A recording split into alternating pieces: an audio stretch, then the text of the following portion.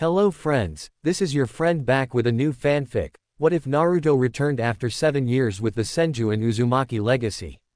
If you like this story, don't forget to like, share, and subscribe, and leave your thoughts in the comments. Now, let's start.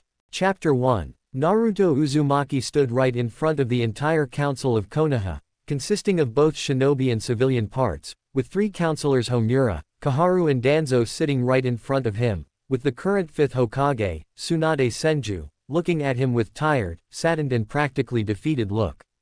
Young Genin of Konoha felt of himself many glares and fury of the council, from both the shinobi and civilian sides, with civilians not hiding away the hatred, spite and some kind of sick satisfaction at seeing the Kyuubi Jinchuriki in bandages, with a sling and just barely visibly alive.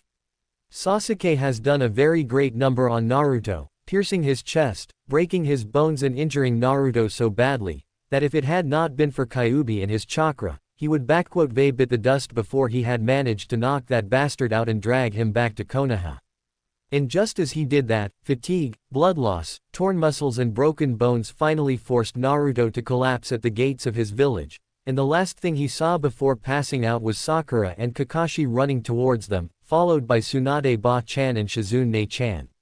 With that sight, Naruto was sure that he had completed the mission and everyone would thank him, and with those thoughts, he passed out. Unfortunately for the blonde-orange loving goofball, when Naruto woke up several days later, he found himself as an object of unified hatred and fury of practically all of Konoha. Not even an hour after he awoke, Sakura had come to visit him, and Naruto greeted her with a smile and cheer, but all he received were 2 punches in his face and a broken nose, followed by proclamations of hatred, endless berating and statements of Naruto breaking his promise to Sakura about bringing Sasuke back to her unharmed. Naruto didn't have either strength, will, nor opportunity to answer back, before Sakura left Naruto, calling him a demon and a monster. That brought back bad memories of many times when Naruto had been called that way, and along with blood flowing out of his broken nose, tears came as well, the feeling of betrayal and suffer creeping its way into his heart again. Over the course of the day, Naruto had received many guests, and all were worse than the last one. Shikamaru, the leader of the mission and one of the few people that Naruto saw as a friend, had berated the young blonde on his recklessness, brutality and deceit that Naruto had used for so many years, as Shikamaru revealed to Naruto that now everyone knew that he had Kyuubi in him.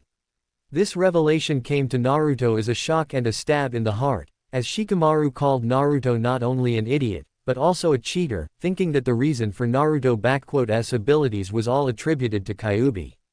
After he left, the rest of the teams also came in, calling out Naruto on him being a Kyuubi holder and his seeming cheating in everything. It hurt like hell for Naruto to hear them all call him out a cheater, traitor and worse, with the being convinced that Naruto had tried to kill Sasuke instead of bringing him back. They didn't care for Naruto's side of the story, none of them. With each and every berating and shouting, Naruto's fragile believes in his friends, good of the people and even the will of fire crumbled and eroded away. By the time evening rolled in, almost every genin of his class had visited Naruto and gave him a lashing of his lifetime, with only those that were still critically injured and Hinata not paying him a visit. When the evening came in, Naruto's sensei, Kakashi has finally showed his masked face, and Naruto had hoped that at least he, the man that was responsible for Naruto, would explain to him what was going on and let Naruto speak up. But alas, Naruto's heart sank even further and his beliefs were shattered, when Kakashi, with a tone of disappointment and harshness, told Naruto how he was disappointed with Naruto, stating to him that his mission was to bring Sasuke back unharmed, yet Naruto seemingly went out of his way to lash out on him, all because of the petty rivalry.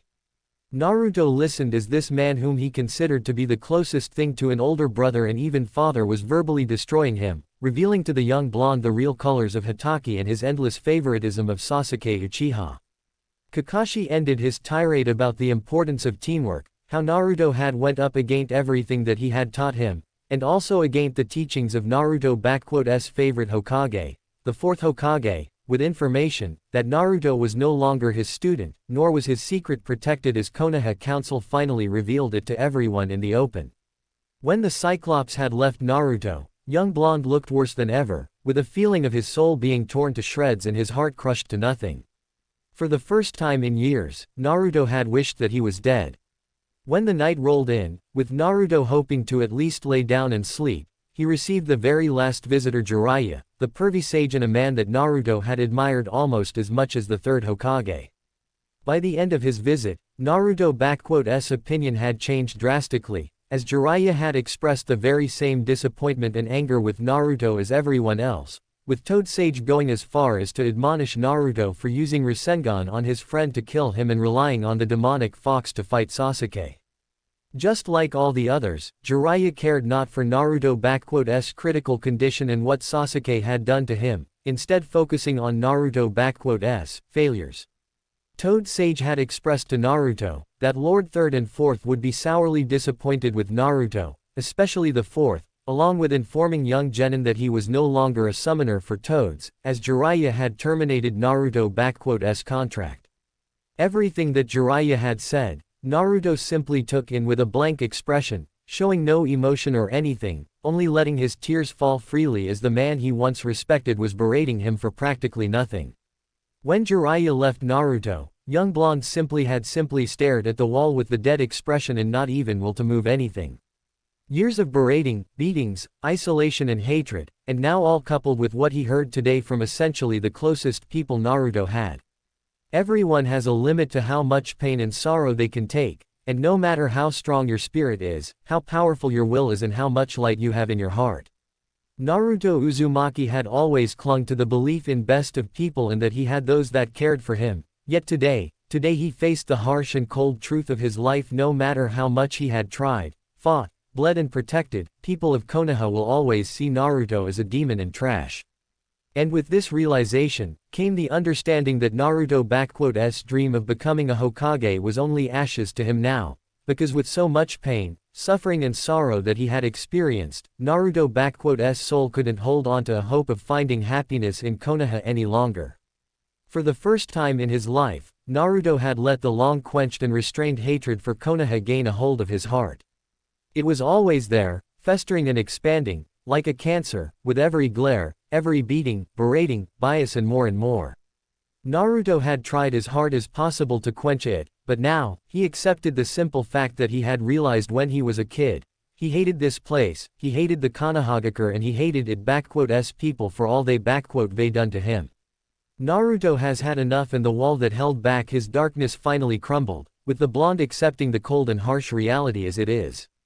The next morning Naruto was woken up from his dreamless sleep by Anbu and Shizune, informing him that he was summoned into the council chambers immediately. With the help of Shizune, Naruto was able to dress up and get to the place. Where he stood now, feeling the collective glares, hatred and resentment from everyone in here, save for Tsunade, Shizune, Kurenai, Anko, Hinata and Anbu guards that were here, as Jonins were also summoned here, along with heirs of clans and current generation of Genins, including Sasuke, who was looking at Naruto with a victorious smirk and arrogance that couldn't be hidden away even by a Hokage mountain. Out of everyone in the room, Kurenai and Anko Mitarashi were looking at the bandaged and battered boy with unhidden sadness and sympathy, with Kurenai, much to everyone's surprise, practically having tears in her eyes, while Anko was supporting her, while Tsunade simply allowed her tears to fall. Naruto was surprised at looking at them all, but in his mind, he already knew what this was all about and he was already prepared to what was to come. He has had enough of Konoha already and seen how rotten it is for him, so there was little to nothing that they could to surprise Naruto at this point. Genin Naruto Uzumaki, in light of your atrocious behavior towards Konoha, dishonorable actions in the field, attempted murder of clan heir and fellow shinobi of Konoha, Sasuke Uchiha, usage of A-rank kinjutsu and endangerment of Hidden Leaf Village by releasing Kyuubi chakra, the Council of Konoha has found you guilty of all charges. You are hereby stripped of your status as a genin and a shinobi of Konohagakure no Sato. Your property, valuables and money are stripped of you in order to compensate the damage done by you to Uchiha-sama in this village. Kaharu read the verdict, with Naruto gritting his teeth from anger at how all of them have stripped Naruto of all that he essentially had. In addition to that, the Council of Konoha has found your presence in this village and land of fire to be a danger to both the village and our country. Because of that, You are hereby banished from Konohagakure no Sato and the land of fire for life. Should you ever be found within the borders of Hai no Kuni, you shall be executed on sight as an enemy of the state and traitor to Konoha. You have 24 hours to leave Konoha and 1 week to leave the land of fire. Now, place your shinobi license and your headband before Lady Hokage. Naruto bangs of hair hidden away his eyes, but his entire frame was speaking of one thing, unbridled hatred and fury. The sick satisfaction of civilians, shinobi council smirks, the victorious looks of Sakura, Sasuke and counselors towards him, all and far more was making Naruto utterly furious, yet he contained it all in himself. This village has practically destroyed him, making sure to kill him since he was an infant, and now it had achieved what it always strived for, while he was stupid and idealistic enough not to see it from the day one. Slowly, with a pain in his muscles and bones, Naruto made his way to Tsunade, who looked at him without hiding away her own pain and suffering. She had initially saw Naruto as small brother, but over a few months, her views on his changed, and Naruto became far more like a son she never had.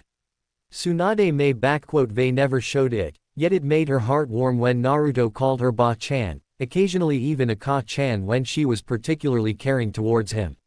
Not long after Tsunade had returned to Konoha and saw just how horribly Konoha has treated Naruto, she tried to her hardest to ease the hidden pain and anger that Naruto had in him, helping him however she and Shizune could.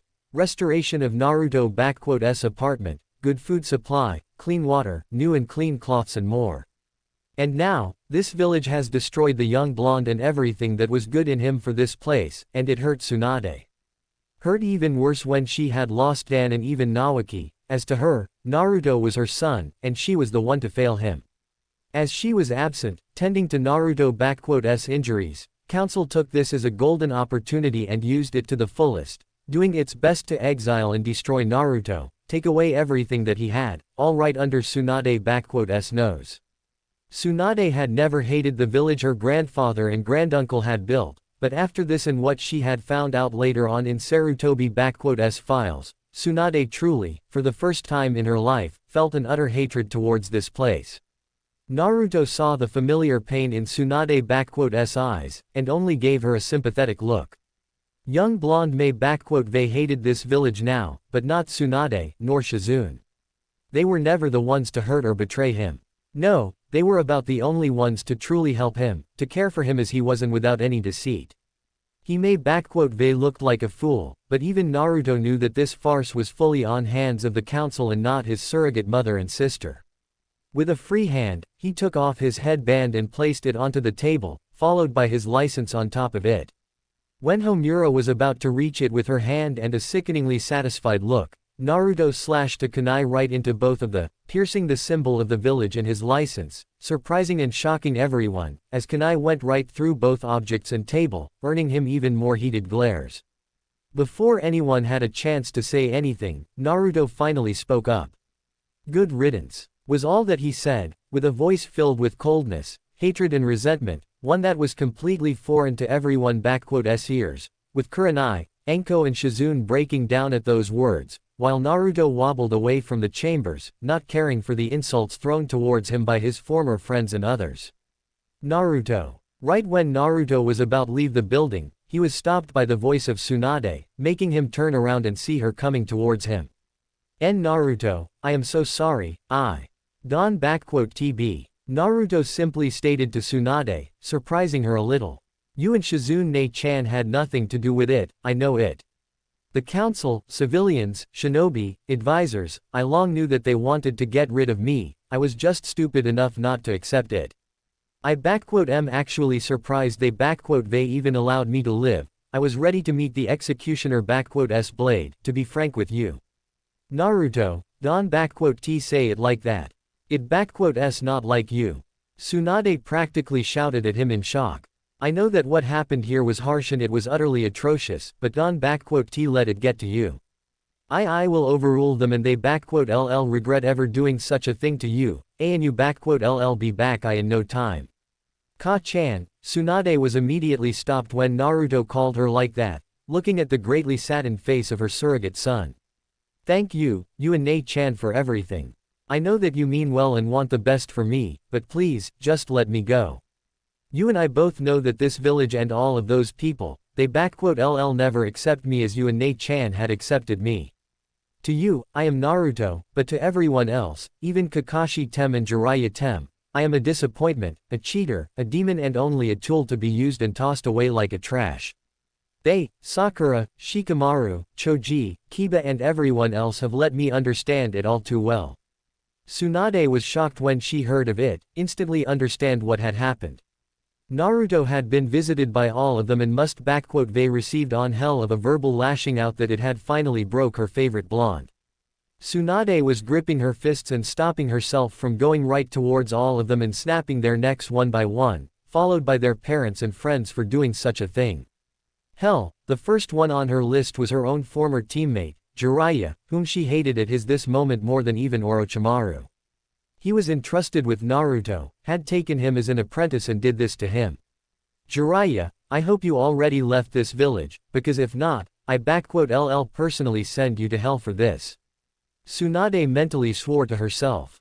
And you, Sarutobi-sensei, I hope your pitiful soul is suffering in Shinigami stomach for what you have done to my Naruto and allowed those bastards out there to do to him. If only my parents and grandparents had seen it, if only Minato, my boy, had seen all of you in this, Tsunade thought to herself with deep sadness as she remembered the fourth Hokage. Arg, screw you all. You may take away everything from my Naruto here, but you won't take away from him what belongs to him by his birthright, nor will I just abandon him, not the second time. To hell with being a Hokage and all of you bastards. Tsunade wiped away the tears and looked at Naruto, pulling out of a pocket a green storage scroll and giving it to Naruto. Naruto, this storage scroll contains water, provisions, medicaments, cloths, money, books, scrolls and a map from Senju vault. This is all yours. Tsunade surprised the blonde when she gave it to him. The food and water will be enough for you to last at least a year, while there is also more than enough money to start a new life somewhere nice, while scrolls and books should teach you what those two bastards should they. Don't worry or even think about returning any of it, all of that is yours and I won't here otherwise. Tsunade said to him with strength. But why? Naruto asked with a shaky voice, shocked at Tsunade giving him so much. Because you deserve it all, Naruto. Tsunade simply said to him, kneeling down to him and pulling him into a warm, motherly hug, with tears again flowing out of her eyes. Why you just stay safe out there, okay? I LL send out Katsuyu to you with L letters and I if you need anything, just ask, oh okay. Naruto, with a shaky hand and small tears of his own, embraced his surrogate mother. Oh okay, Ka-chan, thank you. Naruto said to her, with Tsunade looking at her surrogate son with a small smile and tears speaking up to him. Naruto, inside the scroll, there is a map with a detailed paths and directions to a particular place I marked for you. I want you to unseal it once you leave the village and far away from it. Tsunade instructed him. When you are feeling well enough, travel to the place marked there. And what are that place? Naruto asked of Tsunade. It is the Uzushiogakure, the land of whirlpools and ancestral home of clan Uzumaki, your clan and clan of your mother and my grandmother. Naruto looked at Tsunade with wide eyes. The place may been reduced to rubble and ruins by Iwa, Kiri and Kumo many years ago, but they failed to destroy what is hidden away there, the legacy of Uzumaki and Senju clans. And I entrust it all to you, Naruto. Use it how you see fit. Naruto nodded to her with a smile, before Tsunade pulled out 2 envelopes with the stamps of Hokage on first one and one of Clan Senju on another. Naruto, when you get to Uzushiogakure, I want you to open them. I know you have many questions about both your parents, the Kyuubi and much more, and I hope that in those 2 letters, you LL find your answers. I am sorry, I wish I could tell you all you wish to hear, I really do, but it okay, Ka-chan, I get it. Naruto smiled to her, hugging her one more time before parting with her. I think I will be on my way now. I don't want to spend any more time here than I already have, and I don't want to give them all another chance at lashing out at me. Can you tell Shizune Nei-chan goodbye for me? Of course, Gaki, I LL even send her to you from time to time with Katsuyu. Tsunade smiled to him. Take care of yourself, Naruto. I will, and, I am sorry, Ka-chan. Naruto said to Tsunade, surprising her. I know how bad this village has treated you and your family, and I am sorry for forcing you to come here. Don T be sorry for that, Naruto. Tsunade said to him. Don T worry, as long as I am Hokage, I LL keep those bastards away from you, so that they don't T get any ideas at getting you back. You just find yourself a life of your own and be happy, really happy, you hear me? Promise me to be happy, okay, Sochi. Naruto was shocked when he heard the woman that had been like a mother to him acknowledges him as her son, before eagerly nodding to her and smiling with tears to her. Good, now go. And I am hoping for the good news in at least 3 years, Gaki. What good news, Ka-chan? Naruto asked of Tsunade confused. Oh, for the love of, I mean, about you getting yourself a wife and kids, Ugaki. Tsunade practically shouted at him, shocking Naruto. I want to have grandkids to spoil rotten, and Senju with Uzumaki one T get back without new members, you hear me? Why yes, Ka-chan. Naruto almost winced when she shouted at him, but then he felt the warmth of Tsunade's embrace and how she kissed his forehead. Goodbye, Naruto. Go, and live a happy life. Tsunade smiled to him, as Naruto parted away from her and exited the building. Anbu. Hokage shouted, as 10 of Anbu shinobi appeared before her. Neko, Okami, you LL escort Naruto out of the village and protect him while he leaves the land of fire. Anyone who will try to attack him are to be executed, no exceptions. Make sure that he gets to Uzushiogakure safely. Yes, Lady Hokage, as you wish. Both Neko and her partner Okami responded with clear eagerness and enthusiasm, already leaving to do their duty. Lady Hokage, is it wise to? Bor had tried to speak up, but he was met with a powerful glare from Tsunade and his comrades from Anbu. I mean, what will counsel and advisors say? Toing hell what they LL say or suggest, I am a damn Hokage and I they had damn enough of their scheming bitching. Tsunade responded to them. Suru, find that traitorous frog of a pervert and get him in my office in 5 minutes. If he resists or refuses, then do whatever is needed to get him, safe for lethal force. Lady Hokage, a personal request, if I may. Suru, a female Anbu clearly from Sarutobi clan. Can I at least break him a leg, or a rib? I promise, he will be in a coherent state upon delivery. Suru, I they already said to you, if he resists, do whatever is needed to get him, safe for lethal force. Tsunade could they sworn she saw in Suru s eyes a murderous gleam, though she couldn't fault an Anbu. If anyone is killing that bastard, that s gonna be me. Tora, Taka, you are now on surveillance of Sasuke Uchiha. He tries to even get close to any of the gates or shows any signs of leaving, I authorize you to detain him with extreme prejudice and send him to prison, got it? With pleasure, Lady Hokage.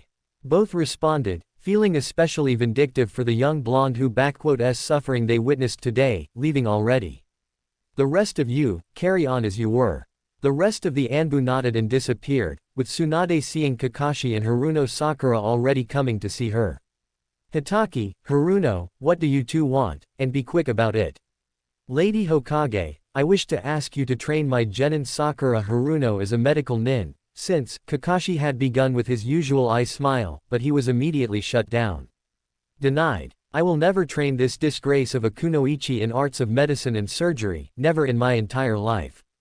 Tsunade harshly and mercilessly replied, shocking Kakashi and Sakura. But, Lady Hokage, I have a perfect control of chakra, A and my grades W were at the top of the class, and Kakashi-sensei, Sakura tried to defend her position, but Tsunade didn't give her any room for argument. And I am your Hokage, Haruno, and if I say no, then it stands, period. And as for you two, and that, precious, Uchiha of yours, your Team 7 will now be on D-ranked missions for the entirety of the next 6 months. Half of your earnings will be exempt from you in favor of the Konoha orphanage, while Sasuke Uchiha's earnings will be only 1/5 from the missions. Additionally, you are prohibited from entering the next 2 Chunin exams. And as for you, Kakashi, all of your earnings from those D ranks and your next 20 C ranks, because you will only stick to them from now on. Yuern will be sent to orphanage, understood? Tsunade gave them the death glare, shocking them. Lady H Hokage, why you can T just.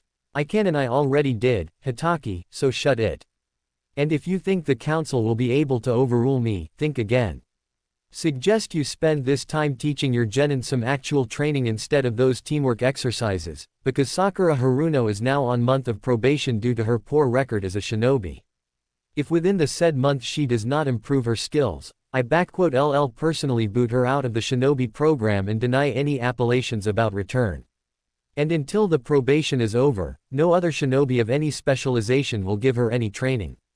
The criteria for completion of the test I LL give you later, Hitaki, so you best get to work, because if she fails, then I will consider it as an evidence of your incompetence as a Jonin shinobi and there will be a suitable punishment for this for you. As for your favorite Uchiha, I LL be placing a special traitor mark upon him, so as to make sure that pathetic excuse for shinobi Dosen T escape again, and if he does, you know what will happen with him, Don TU. Lady Tsunade, you are taking this too far.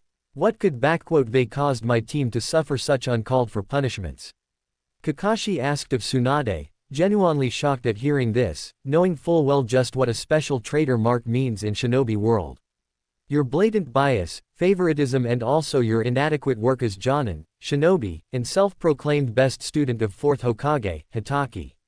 Had you really cared for Minato teachings and followed him, you would known by now, that you sullied his memory and legacy in the worst possible way. Now, get out of my sight. Tsunade roared at them, making the two scatter away from her, while her thoughts were once again with her surrogate son. Take good care of yourself, Naruto. And I hope you are watching over him, Minato. I am very sorry I had failed you, and I hope you LL forgive me, my boy.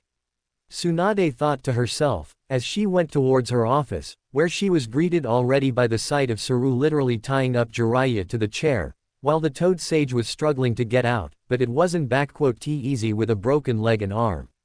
Lady Hokage, as you have requested. Saru pointed at Jiraiya, with Tsunade nodding to the girl and letting her go. Hey, Tsunaheim, what the big idea? If you were looking forward to spending some quality time with me, you should just asked me. Jiraiya spoke up in an insulted, yet perverted way. Just tie me down and we LL. Jiraiya, I am tired of all those hints of yours. Now, what you are going to do is tell me everything you and our bastard of a teacher have done to Naruto, and Kami save you. If you try to sway your way around, I will make you wish you died, understand? Tsunade cracked her fists and was ready to make her former teammate suffer.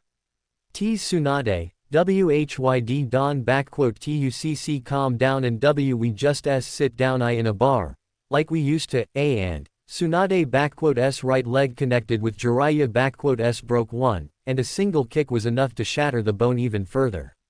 Arg, fine, okay, I LL talk, just Don T. Talk, and best pray to your toads I Don T kill you afterwards. Tsunade threatened him with full seriousness.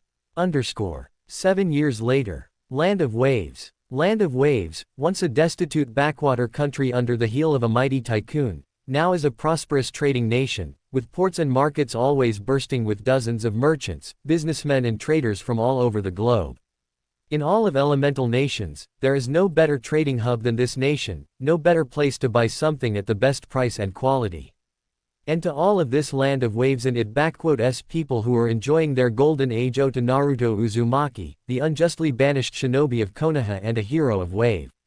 When the news had spread about Uzumaki s banishment, Konoha suffered greatly on a diplomatic arena, losing diplomatic relations with lands of snow, wave, waterfall and, most recently, Suna, all of whom had connections the knuckle-headed shinobi and viewed him with great respect and admiration.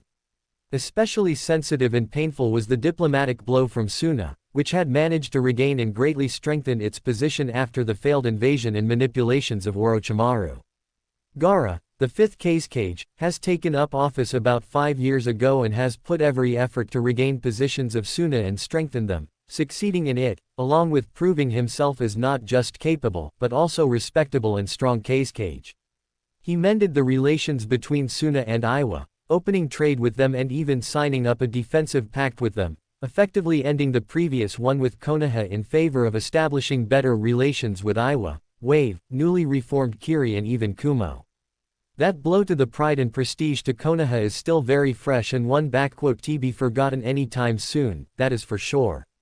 And while most of the elemental nations were enjoying a period of relative stability and peace, currently in the land of waves, things have suddenly taken a turn towards the slight instability, when two persons wearing black cloaks with red skies on them appeared in the capital, causing destruction and chaos right out the bat, causing people to run for their lives or become a cannon fodder for the Akatsuki.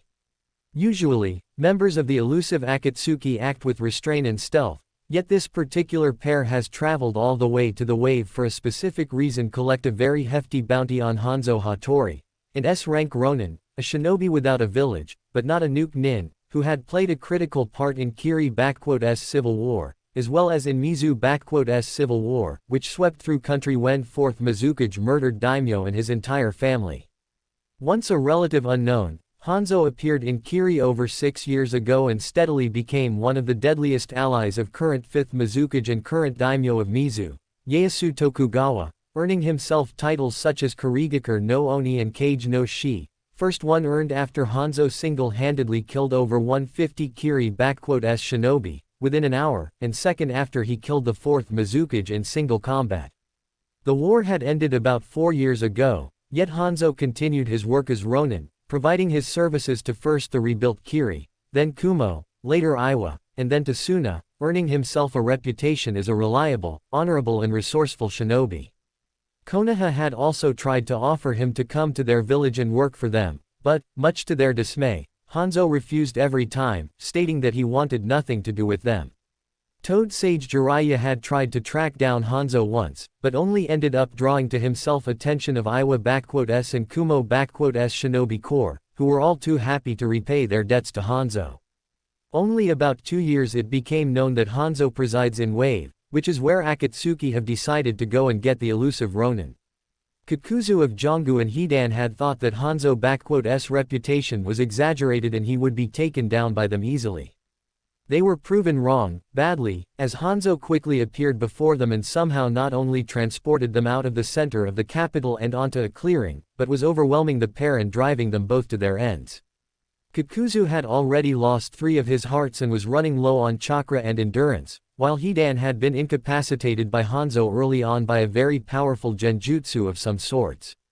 Kakuzu had tried to get to Hidan and break it, but it proved futile as Hanzo intercepted him and it cost him 2 of his masks and hearts already. And now he is stood in his long-range form with stitches all over him, while his opponent, dressed in a black sleeveless samurai shirt with red trimming on its edges, underneath which was an armored torso plating, with a black mesh bodysuit, shoulder and wrist guards on them, while hips were protected by samurai-like light armor with a black anbu pants, leg guards and closed boots. On the back of the shirt was a symbol of a raging red tornado made in a way of red 7-pointed shurikens surrounded by numerous handless blades. Hanzo himself possessed black, with a bit of silver, spiky hair, with a tail behind his head and 2 spiky bangs on either side, blue, closer to silver, eyes and a black featureless face guard that covered all beneath the eyes. In his hand he held a katana with a black handle and a slightly longer than usual blade, while the additional sword rested on his right hip. Hanzo looked at his battered opponent, sheathing his sword and speaking up. "From what I can tell, you only have enough chakra left for 4 more minutes in that form, no less." Hanzo noted out, looking at Kakuzu. "I can simply stall you until you run out, but that would be too risky on my part." "True enough, and I can take any more risks." Kakuzu sent out his stitched arms right towards Hanzo, using it as a diversion, while his hidden lightning mask deals the finishing blow from behind Hanzo. Hanzo saw the stretched arms making way right towards him, but he also sensed how Kakuzu's last mask was charging up its blast from behind and shooting at him. Deciding to finish this fight, Hanzo swiftly made a series of 4 hand signs, channeling out of his body chakra. "Wind style, Rasenkas," Hanzo mentally said to himself, as the wind particles, charged up with his chakra began to spin around him, forming a dome of lightning-fast microscopic blades that shredded Kakuzu's arms and stitches into nothing, along with protecting Hanzo from the lightning blast of Kakuzu's mask. A mortal bounty hunter roared in utter pain, as his arms were destroyed and he lost any ability to cast his jutsu. As the dome of Rasenka's dissipated, Hanzo turned his attention to the last mask of Kakuzu, disappearing out sight for a second, and reappearing right in front of it, followed by a quick series of signs, charging up his chakra. Wind style, K's no Yaiba. And from Hanzo's palms flew out invisible small discs of wind, swiftly striking the lightning mask and shattering it, with the rest its stitches falling apart. Hanzo turned his attention towards Kakuzu, who was already trying to escape from seemingly unbeatable opponent, literally running in the opposite direction from him. Damn it, I haven't been so soundly beaten since Hashirama Senju nearly killed me. That Hanzo is nothing like the unmatched one. It like I was fighting Itachi Uchiha without Sharingan, but with Kisame's endless supply of chakra and speed of 4th Hokage, damn it. Kakuzu thought to himself, as he ran past his still entranced partner, leaving him to his fate. I need to inform the leader that we might have a serious problem with. Kakuzu's train of thought had been stopped, when he suddenly saw Hanzo standing right in front of him, and charging what seemed like a spinning ball of pure chakra with fire coursing through it. Should they ran when you had the chance, bounty hunter. Fire style, Rasentai you. Hanzo simply said, as threw the flaming ball of chakra at Kakuzu. Once the sphere had connected with Kakuzu, it immediately expanded around Kakuzu, engulfing him and burning away all that there was of him and everything there was in a radius of 2 meters, including grass, leaves, trees and even stones and ground, like a small miniature sun, in honor of which it was named. Once it had dissipated, Hanzo let out a sigh, seeing only the glass floor where once was Kakuzu and nothing more. One down, one more to go. Hanzo simply said to himself, moving towards Hidan, who still stood immobilized, with only his face giving away the twitches and micro-spasms, with his 3-bladed side laying down. Another one of Jashin fanatics, like I haven T had enough of you in Mizu no Kuni. Hanzo, in a swift motion, grabs his left katana and easily, with the speed of a lightning, slashes Hidan's head off of him, breaking his genjutsu and letting the dismantled body fall onto the ground. What the shit piss did you do to me, you cocksucking bitch? Hidan immediately shouted at Hanzo, seeing his head laying on the ground and his body near him. Do you know what I do to you when I get my hands on you, you motherfucker? No, because you won have a chance. Hanzo took out of his shirt a black featureless scroll and opened it up, revealing a very accurate and strong sealing encryption on it, making a series of one-handed seals. Uzumaki secret Fuinjutsu, demonic void prison. And as Hanzo said that, a black demonic hand reached out of the scroll and grabbed a hold of Hidan's head, pulling it inside of the scroll, with the symbol of Oni appearing in the center of a circle after the sealing was complete, before Hanzo closed the scroll and put a powerful protection seal upon it, so as to prevent its opening. Taking away the scroll, Hanzo let out a sigh that carried a bit of tiredness in it, as while it may been a relatively favorable fight on his part, it was still a tough one nonetheless, especially considering that those two were from the Akatsuki. He was counting himself lucky today that he faced off against Kakuzu and Hidan, who had long managed to establish themselves a fearsome reputation in Underworld and all across the elemental nations. It is always easier to fight off against the enemies that are famous, since their abilities are known at least in scarce details, and those two wherein the stealthiest lot, so Hanzo, knowing that he would eventually become a target of the Akatsuki, prepared himself for an occasion. Still, he was extremely lucky that they not only were among the weaker Akatsuki, but also underestimated him, badly. However, while he may won this match, their appearance here means only one thing for him and his family. There be others, and next time they probably send someone of a better skill, much better. Hanzo thought to himself, as he made a series of hand signs. Fire style, Ao Enden. With that, he spit out of his mouth a flame of blue fire and engulfed with it the body of Hidan, standing over it and watching how the dismembered corpse turned to ashes and never to return. Considering that a single Ronin has managed to kill both Akatsuki members at the same time, they will most certainly send those that are the most proficient and dangerous to deal with. And since I don't know who is at their top, yet, I can only prepare for the arrival of Itachi and Kisame, and either of the two could easily kill Kakuzu and Hidan, so it won't be a walk in the park with them, especially not with Itachi. And worst of all this, we have move out of here, and soon. Hanzo let out a second sigh, knowing full well what a pain it's going to be for him and his family now. Well, point standing around here. The girls must be going crazy with worrying out at home. And with that said, Hanzo disappeared in a flash of black and red. Hanzo house. Appearing in front of a two-flowered wooden house, a relatively modern-looking one, but not an excessive or too expensive-looking either, Hanzo removed the face guard off of him and went straight to the door. Opening it up, Hanzo was immediately greeted by the sight of two women, both looking ready for a fight, but immediately relaxing at seeing him. The first one was a young beautiful-looking blonde woman with long blonde hair flowing freely, dark eyes and red lipstick, wearing a short-sleeved black and purple blouse and black pants, both of which had a design similar to clouds on them. The young woman relaxed, seeing her husband, as her nails shrunk back, and two blue flaming tails disappeared, smiling with a relief at him. The second woman had long, bright red hair and large, pupilless eyes.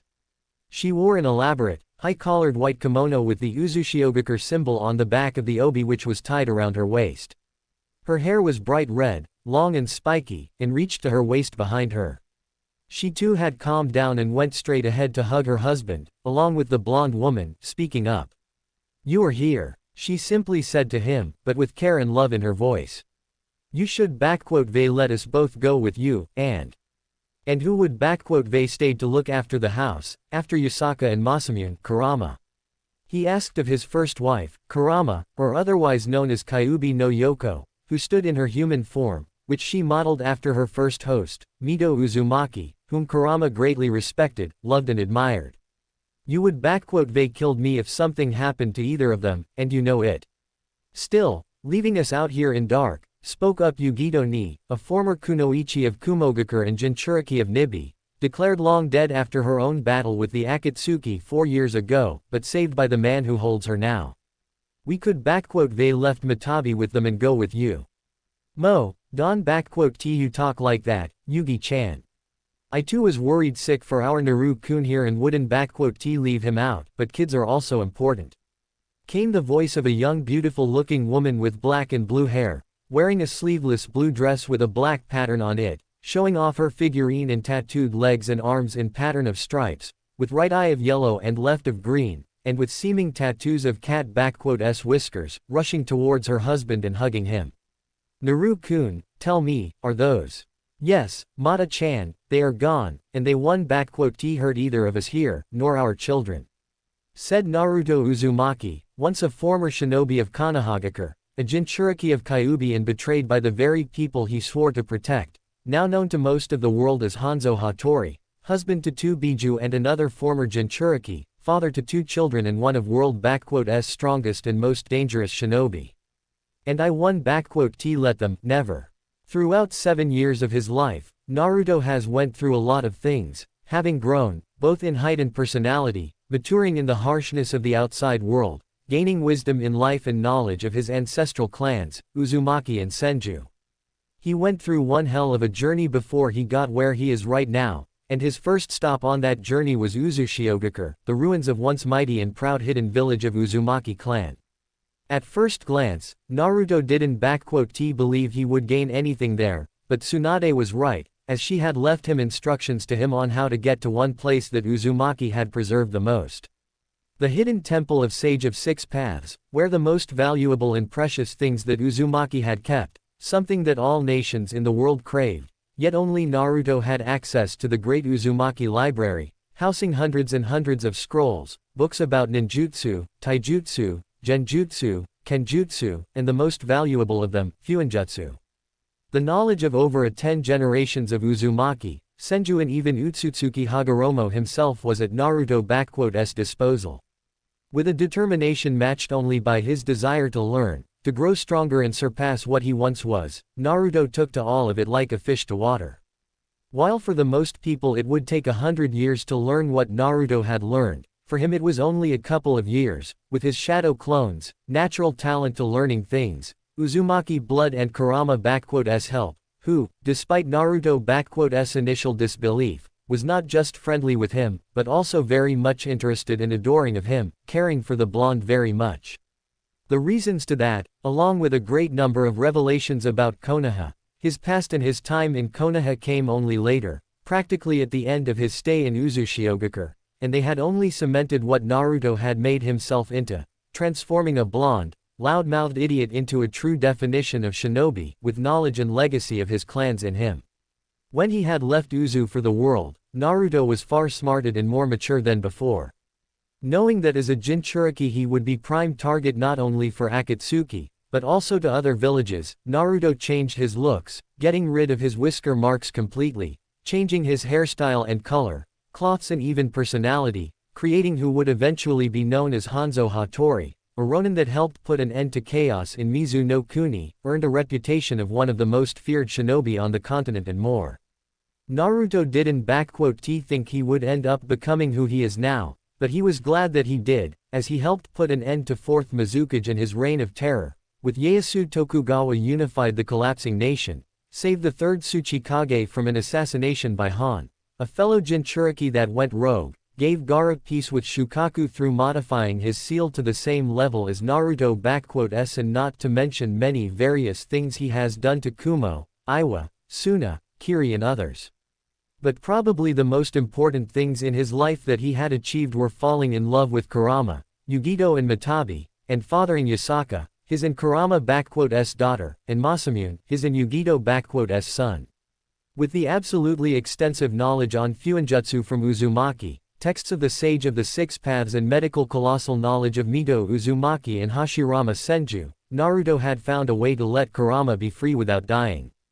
He freed her of her prison in him, but he is still connected with her nonetheless, capable of drawing her chakra trough the link they share. By the time it happened, he and Kurama had long fallen for one another and Kitsune didn't hesitate to marry her former jailer, taking a form closest to her spirit and fancy. Soon after that, Naruto and Kurama had rescued Yugito from Kakuzu and Hidan, and the former kunoichi of Kumo stayed with them, for she was badly injured and considered dead. Soon after she recovered, the former Konoha nin grew onto her and she fallen for him, as did her own tailed beast Mitabi. It was awkward at first for Naruto, but he accepted them as well, and so, after freeing Mitabi, they became one big family, that soon grew in number, with Kurama giving birth to Yasaka and Yugito giving life to Masamune. The fact that Kurama was pregnant was a shock to all, including her, but it would seem when Sage of Six Paths gave birth to tailed beasts, he granted them ability to become humans at will, and it came with the possibility of giving births to children. Never in her life had Kurama been happier than when, with the help of Tsunade, she delivered Yasaka and held her tiny baby in arms, with tears of happiness.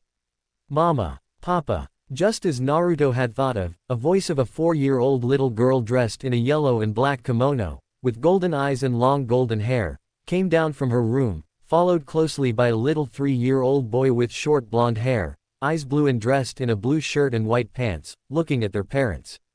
Are the bad people gone? Yasaka asked innocently, with Kurama moving to her, while Yugito went to her son, both kissing and comforting them. Yes, my little Kitsune, they are gone and one T hurt neither mommy or daddy, or your little brother. Naruto said to Yasaka, going to her and Masamune, kissing their foreheads. Now, let see what your mommies have cooked up for us, shall we? Evening. Just as the children had went to sleep, Naruto and his wives came together in the guest room, knowing that they need to discuss something very important. They didn't want to scare kids, so they waited until they were asleep. And now, when there was no one to interrupt them, Kurama decided to begin. We all knew that this would happen eventually. Kurama said evenly. Akatsuki are starting to move and it's clear that we are their target.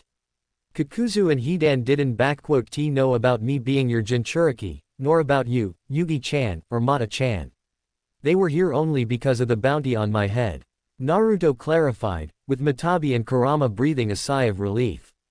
But, now that both of them are dead, I imagine Akatsuki will send their best after me. After all, there is a guy who had single-handedly killed 2 of their members. Had I been them, I wouldn't let it slide that easily, and considering they know where we are, it'll only be a matter of time before they come here with big guns. As strong as all of us are, I do not want to take any chances, especially with our kids' lives on the line. Me neither, I shudder at the thought of something happening to Ma-kun or Yusaka-chan, Yugito agreed. In that case, we have to decide where to go. Obviously staying here is pointless, and any other small nation is a no-go either.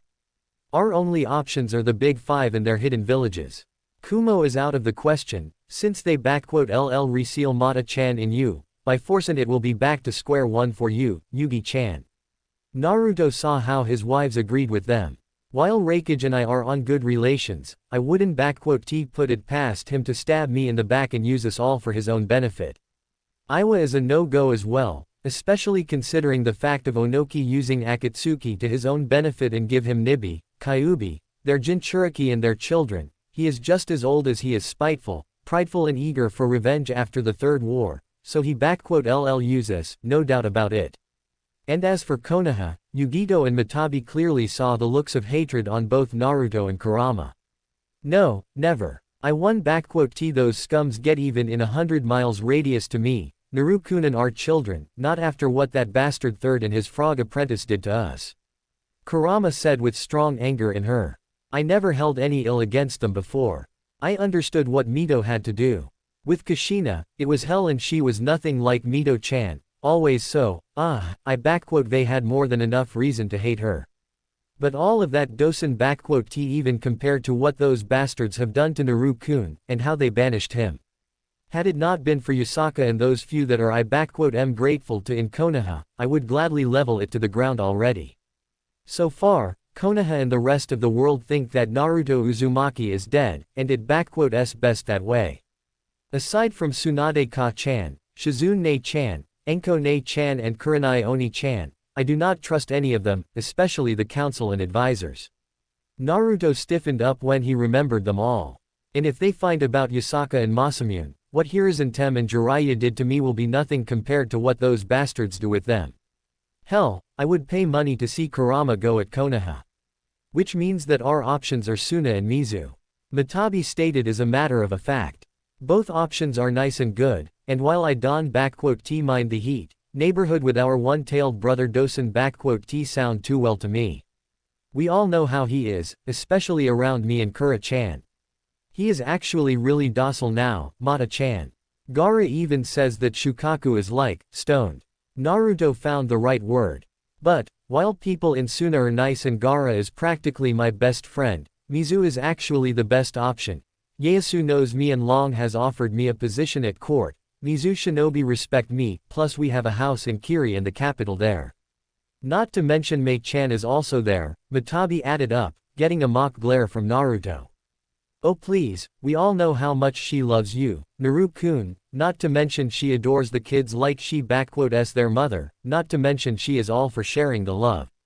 You are just determined to get her on board with this, Eren tu, Mata-chan.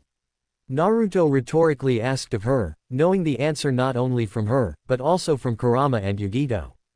Alright, we first settle things with Tazuna, talk to kids and, suddenly, out of the blue, Naruto stiffened up and immediately darted to his swords and face guard, putting it on in his armor in matter of seconds. Someone unknown is approaching the house right now. Kura, once I leave, activate barrier, Yugi and Mata, kids are on you. I'll be back fast. Naruto said to them, putting on his game face and teleporting out of the house in a black and red flash. Front of Naruto house. Flashing back in the world under the shadow of the trees, Naruto scowled, looking at the intruders. In the last 7 years, he has faced off against tailed beasts Jinchuriki, armies of samurais, shinobi of every rank and many numbers, Kage and more. Naruto had survived and prevailed through all and more, but this is the first time that he was actually surprised the very gall of the intruders. Coming right in front of his house, thinking like they have the right, well, looks like it time for Hanzo Hattori to teach certain someone a lesson in humility. Jumping off of the tree branch, Naruto stepped out into the moonlight and spoke up. Not many dared to come to me so openly, much less survived. Naruto spoke in cold and emotionless way, eyeing the intruders. Now, state your business, shinobi of Konoha. To what do I owe the displeasure? Right in front of Naruto stood the entirety of Konoha S11, now promoted to the Chunins, some to Jonins, all grown up and prideful, standing right in front of Naruto. He saw familiar faces of Rock Lee, who had called him out as unyouthful cheater and deceitful demon, Shikamaru, who berated him for what he has done to bring the precious Uchiha back, Kiba, Shino, Tenten and more. The ones that were most interesting to him were Sakura, who looked just as she used to, only older and more mature, but overall, just as pitiful, pathetic and arrogant as ever. Naruto blamed Third and Jiraiya for making him develop a crush on her, due to certain reasons. And the next one who was interesting to Naruto was the man himself, Sasuke Uchiha, fully grown, sporting the same duck butt haircut, but now with a special traitor mark displayed on his right side of the face. Not only a leash, but also a brand, the mark to everyone, that this man had betrayed it village and everyone must know it. And if he ever decides to do it again, he won't live long enough to regret it. Along with the former Genins, Naruto saw their former Jonins, scowling at Guy, Asuma and especially Kakashi. Only Kurenai, the only person here, whom Naruto was actually happy to see and wished to only talk to her in private, yet. Hanzo Hattori, Shinobi no Akuma and Kurigakure no Oni. Kakashi could only see a slight nod from the man standing in front of him. You have made quite the reputation for yourself. The man that has massacred clans of Oda, Saito and over 100 shinobi in 1 hour. Only my former sensei was capable of such feats. Fourth Hokage was a true shinobi no kami of his time. I am content with shinobi no Akuma. Now, what do you want, Konoha? I do not like to do business with you, so be quick. Naruto placed his hand on his sword, seeing how most of the former genins already went into a fighting stance and even a genjutsu was sent his way. Word of advice, Haruno, pitiful genjutsu like yours will only aggravate me more. You have 3 minutes to state your business and get out of here. Or what? You honestly don't expect to defeat all of us here on your own. Kiba boasted loudly, with Akamaru barking up in agreement. You may be famous and all, but there's no way you can take me down. 2 minutes and counting. Naruto simply stated, not fazed by the threat. Kiba, silence yourself, we are not here to fight. Kurenai glared right at him, turning back to Hanzo Hattori. Hanzo-san, we come here not to fight, but to negotiate. Our Hokage, Lady Tsunade Senju and Council of Konoha, wish to make contact with you and invite you and anyone you wish to bring with you to Konohagakure no Sato. There is a dangerous group known as Akatsuki, all S-rank, one-tailed beasts, one of them is Itachi Uchiha, the man that massacred his own clan. Naruto took a small moniker of pleasure at seeing the scowl on Sasuke's face. Heard of them, met them, fought and killed a couple of them most recently. Naruto saw the shock on their faces. Your perverted frog isn the only who has been doing their homework. You want my help in taking care of them, but why should I even bother? As far as I know, your Jinchuriki has long died, so, technically, you are in no danger. That is where you were wrong, Hanzo-san. Naruto heard a new voice, and saw how through the crowd of genins stepped a red-haired woman with violet eyes, dressed in a jonin uniform and with an Uzumaki family sword on her hip. Out of sheer sight of her, Naruto scowls and barely restrains himself.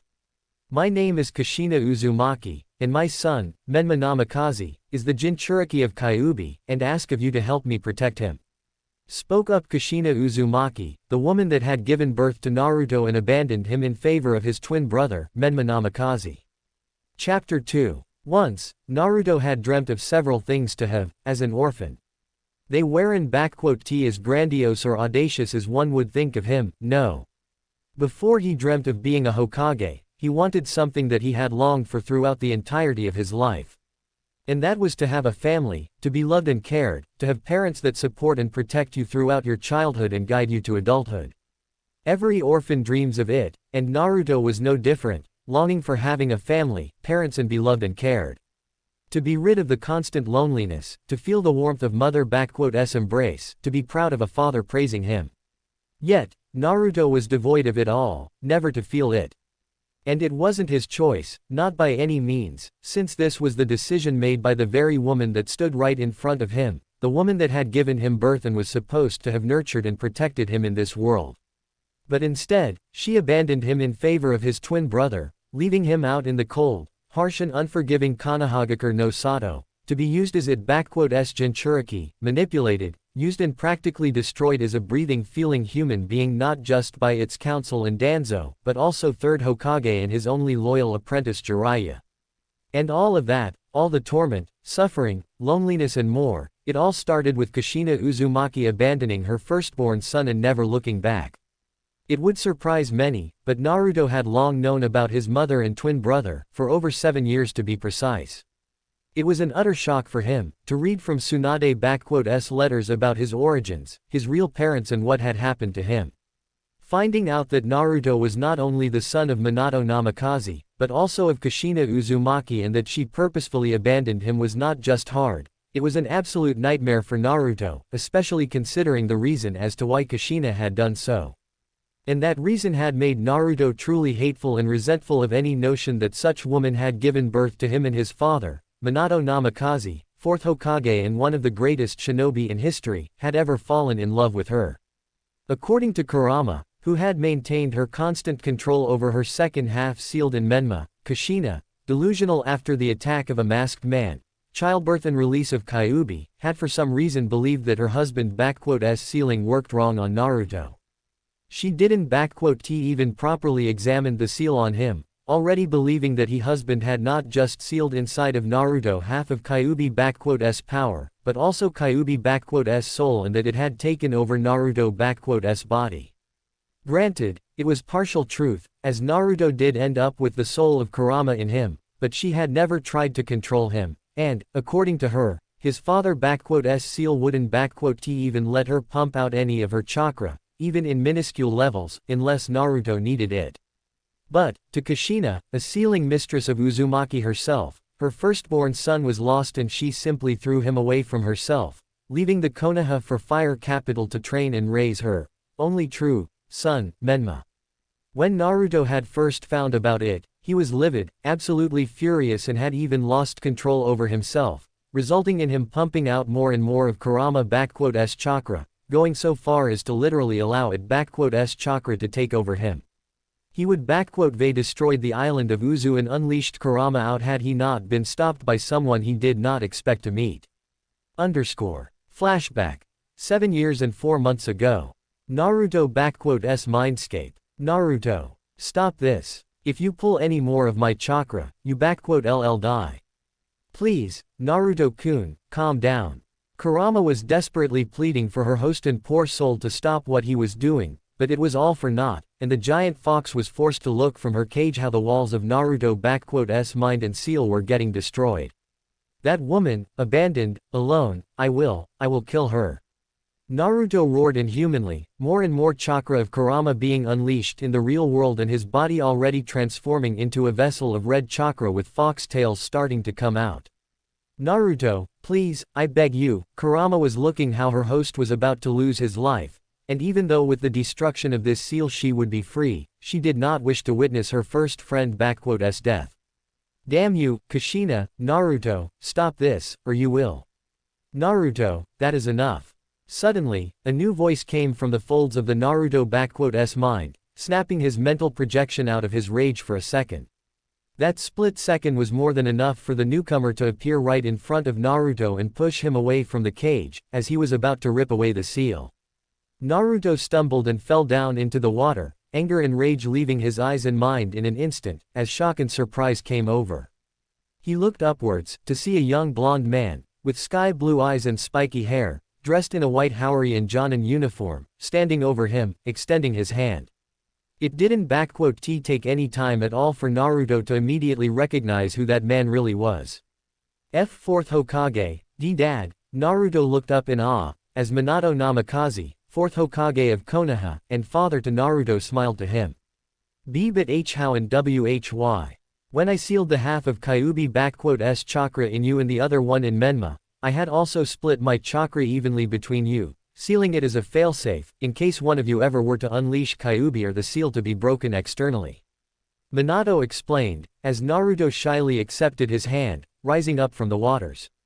In your anger, Naruto, you they began to unleash more and more chakra of Kyuubi. If you hadn't t stopped, you would they died, son.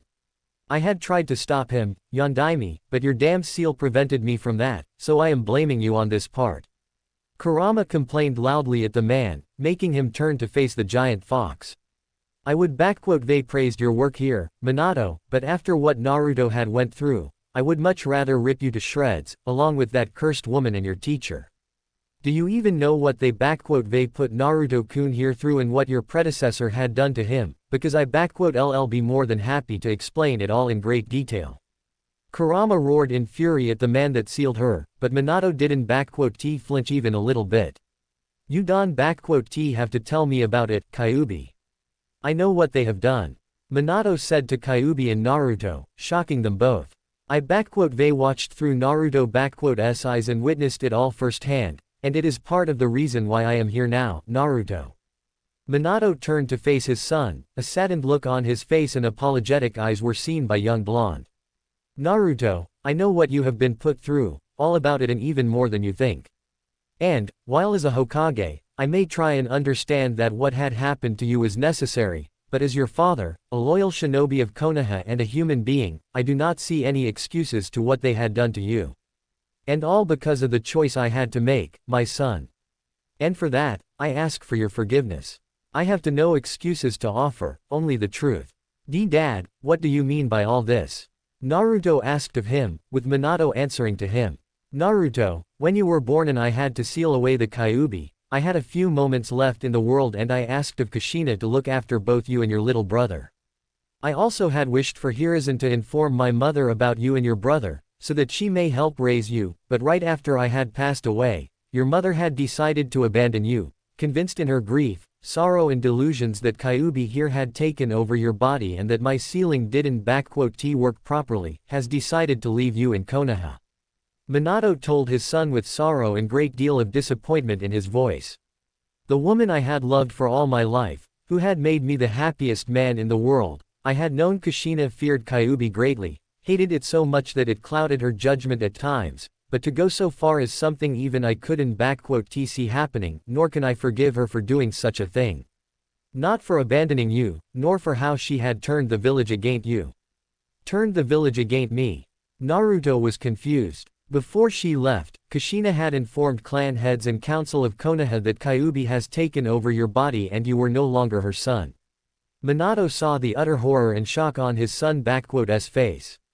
Sandame and several others didn't believe her, but it was enough for the others and with that, Kushina turned the entire village against you. She even offered a reward for avenging your death at the hands of Kyuubi monster. Naruto simply stood there, frozen in one place and unable to do anything but think about it.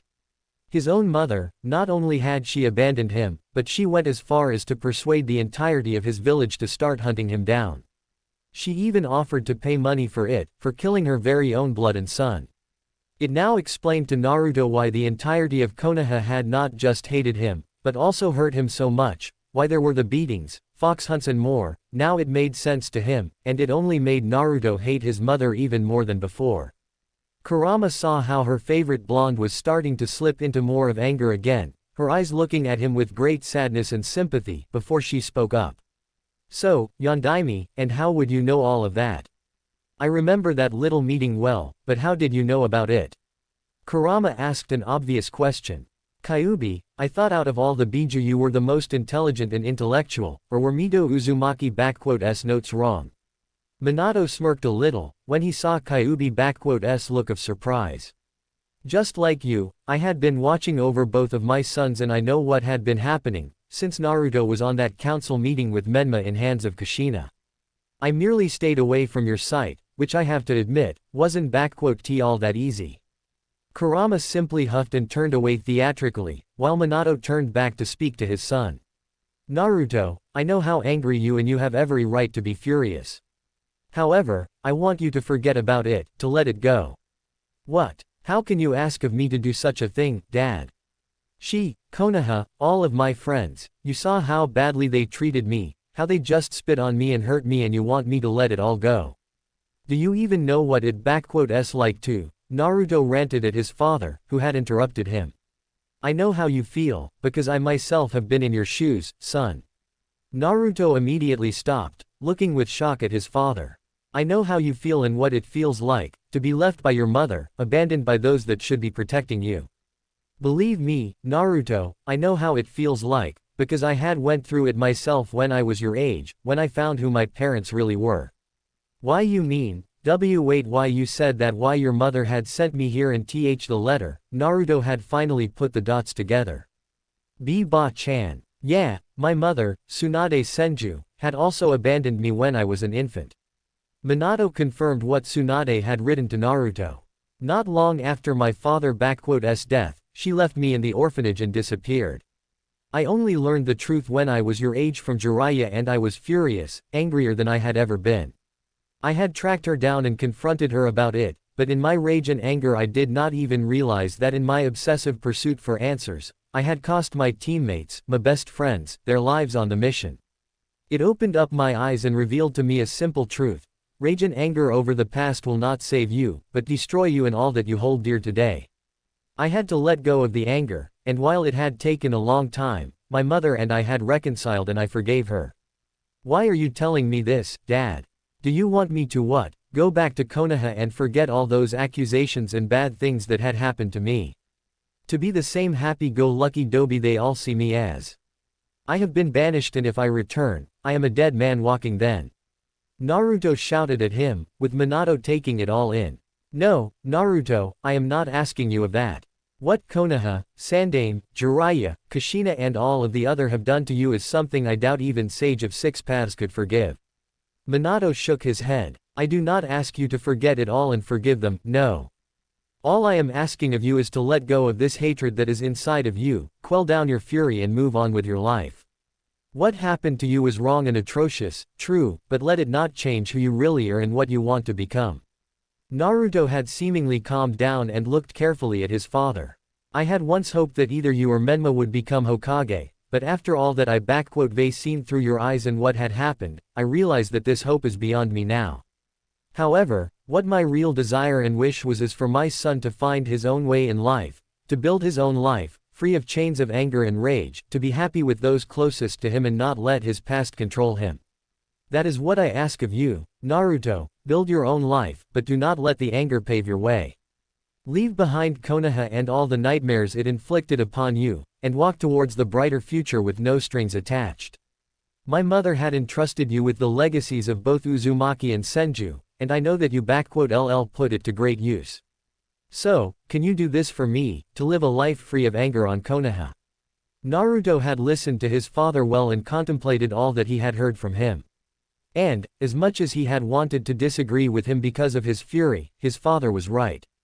Leading a life in rage and anger would only result in Naruto becoming someone like Sasuke, an avenger and traitor, a person that cares nothing for the others and even his own life. And Naruto has already seen what revenge and obsession with anger has done to people, him being one of the victims of that kind of people. If he were to slip into the same kind of abyss, he would only become just like the lot of them, the same as the people he despises the most. No, Naruto didn't want that, never in his life. His mother and village may hurt him and nearly destroyed him, but he wasn't going to become just like them, never. He would build his own life, the life away unattached to Konoha and its corruption. He rise above it and be better than Sasuke, Jiraiya and the rest of them. If it comes the time when Konoha comes to confront him, he face them and show them that he is a far better person than the rest of them, and a much greater shinobi than all of them. He will build his own shinobi path, his true shinobi way of life, and prove to the world that he, Naruto Uzumaki, is not a demon, obsessed with revenge and anger, but a man and shinobi of true value and ideals. Smiling and finally letting go of his anger, Naruto looked up to his father and spoke up. I will, Dad. I do that. Naruto smiled to him, with Minato smiling back. You just wait. I build my own life and I become the best shinobi out there, one that you can be proud to call your son, Dadbeo. Naruto shouted in his usual way, before shutting himself up, while Minato chuckled a little bit at this. I believe you, Naruto.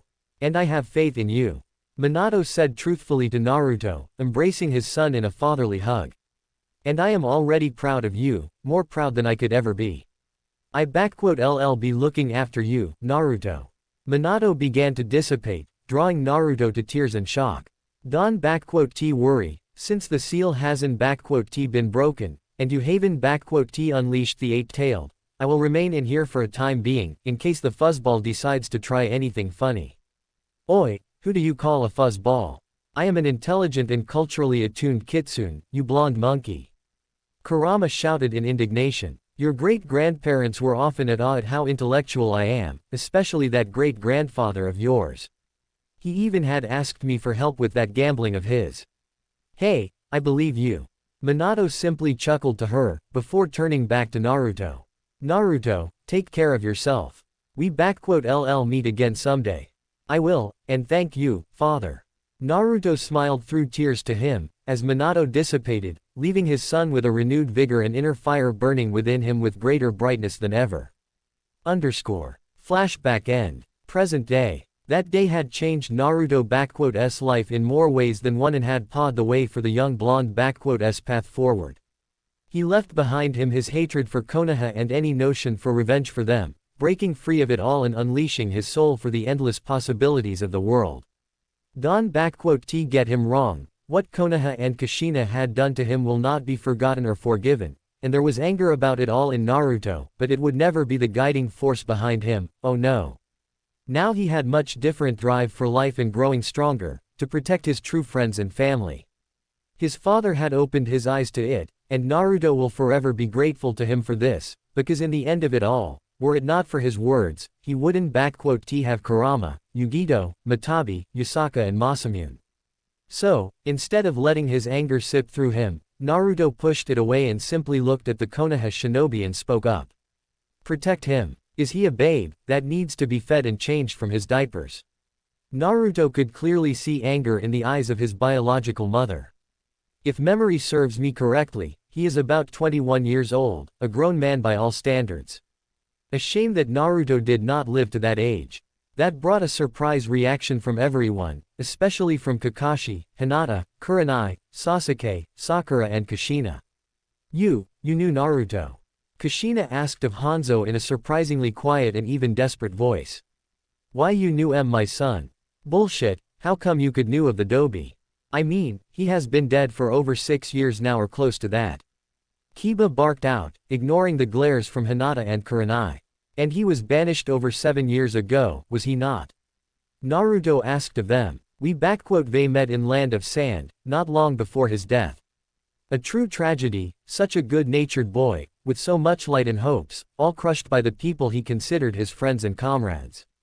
A shame he had perished, you could say he had changed my life in several ways. Naruto saw several looks of sadness from Kushina, Kurenai, Hinata and some looks of shame from the others, while the rest weren't taken by all of this. He did tell me what had happened to him in Konoha, and how it treated him, and let me tell you this much. Like hell will I go work for the village that can see the difference between an innocent child, a victim of his mother's delusions, and a monster that needs to be stopped. Now, if you are quite finished, I suggest you get your sorry asses off my property before I kick them out of here.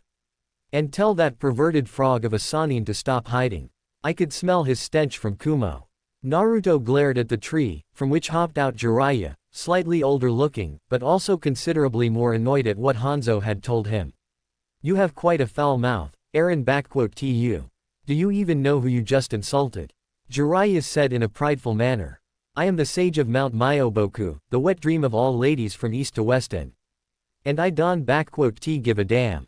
Naruto simply cut him off, looking at them all.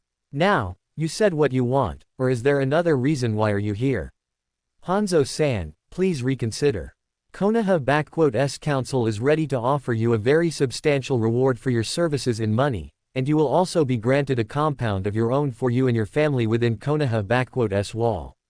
Kushina decided to press on. All we ask of you is to help us destroy the Akatsuki and protect our village from them.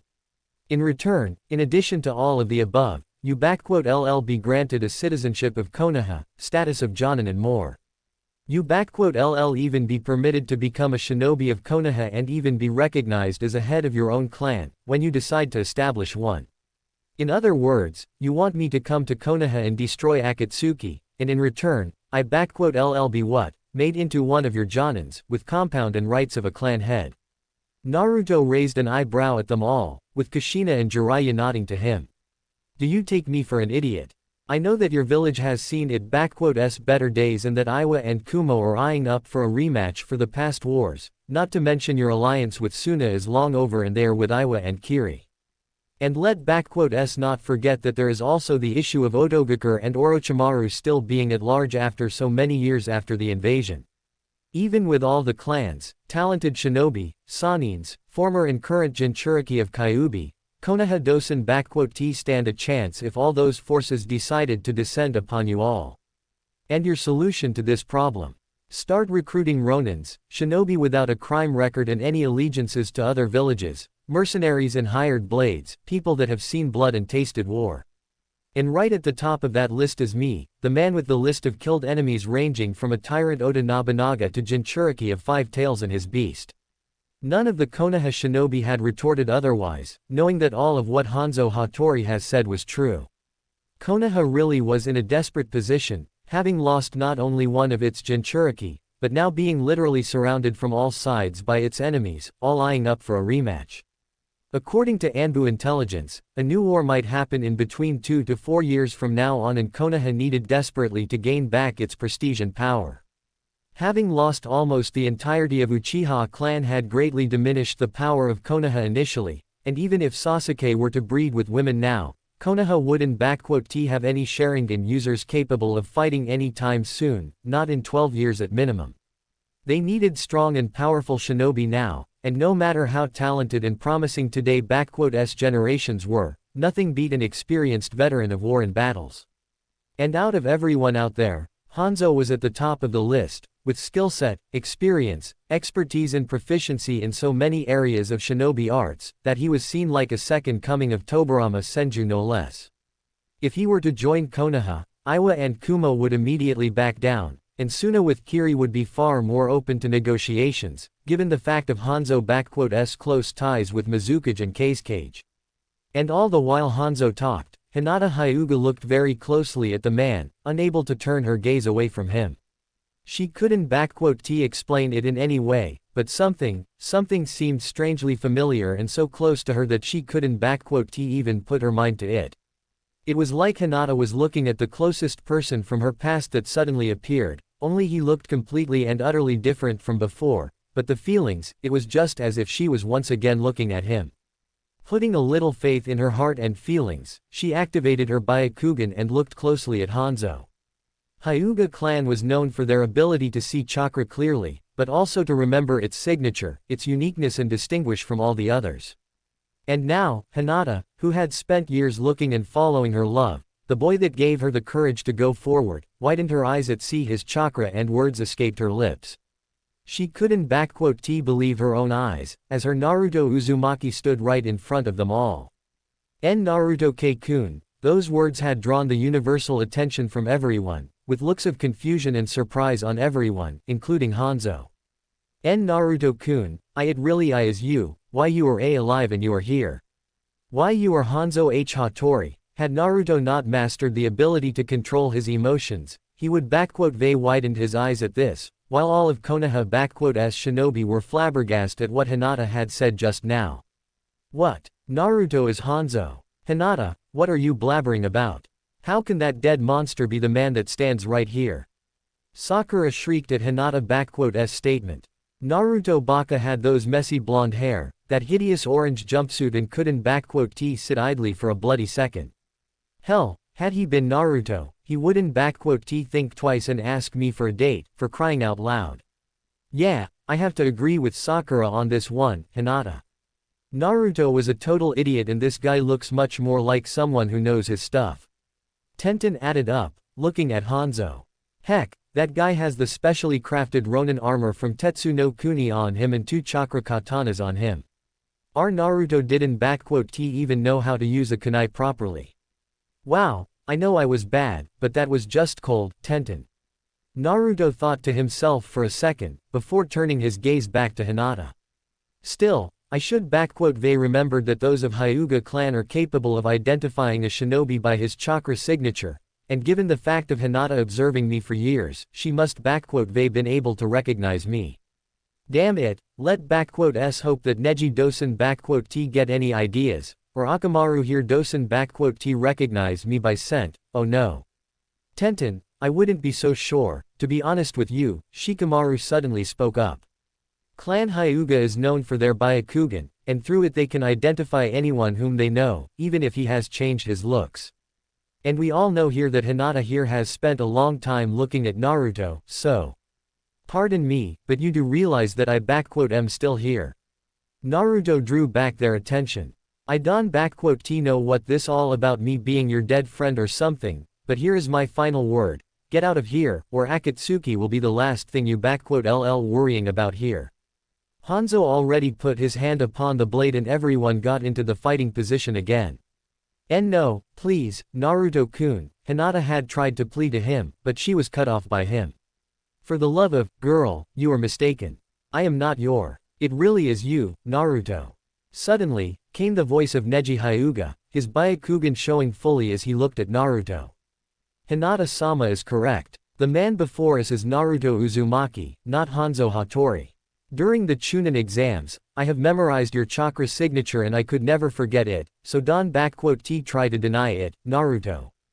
This statement immediately had brought out a look of shock from everyone, as they all turned to face the man in question. Kurenai, Kushina, Hinata and even Jiraiya with Kakashi were looking at Naruto with hopeful eyes, bordering that of desperation, while Kiba, Sasuke, Rock Lee, Neji, Sakura and Ino had the eyes of dangerous curiosity and disgust. The others simply adopted the look of seriousness and were expecting to see whatever was underneath the face guard. Naruto looked at them with the narrowed eyes for a little bit, before sighing, understanding that they wouldn't T get off his if he didn't T satisfy their curiosity, and even then they wouldn't T stop. But, if they really wanted to proceed down that way, they were welcome to try, considering that he was still legally banished and couldn't T return under the threat of death.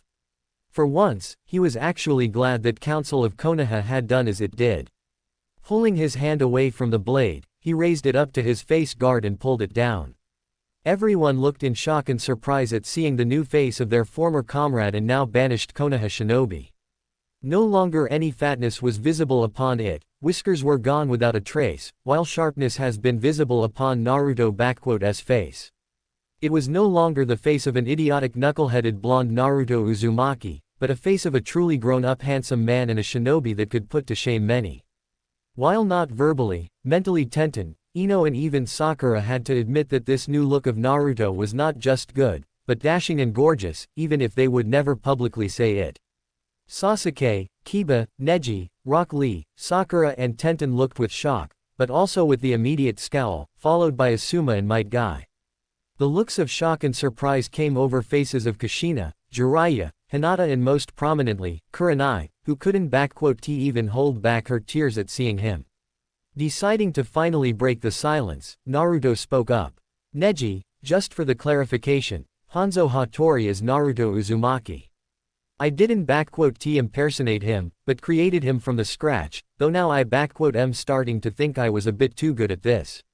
Naruto simply looked at his former comrades, friends and mother with an impassive look. Now, I would say that it has been a long time, but really, I wish I didn't have to see most of you here for another 2 lifetimes. And some of you I would really like to give a piece of my mind and steal for what they had done to me. Naruto said, gazing at Kushina, Kakashi, Jiraiya, Sasuke and Sakura in particular. Gaki, damn, Gaki, it really is you. Sweet Kami, I almost didn't recognize you there, with all the black hair and no whiskers. Jiraiya shouted out in joy and was already moving towards Naruto, but he was immediately stopped by an instantaneous and powerful wave of killing intent coming from Naruto. Hey, Naruto, what all this key is about? Why you Aaron happy to see me? Should I? Last time we met, You they said that I am a major disappointment of your precious village and that 4th Hokage and 3rd Hokage would be appalled at what I did. Naruto reminded Jiraiya, who had stopped in his tracks and recalled, a look of shame coming over his face.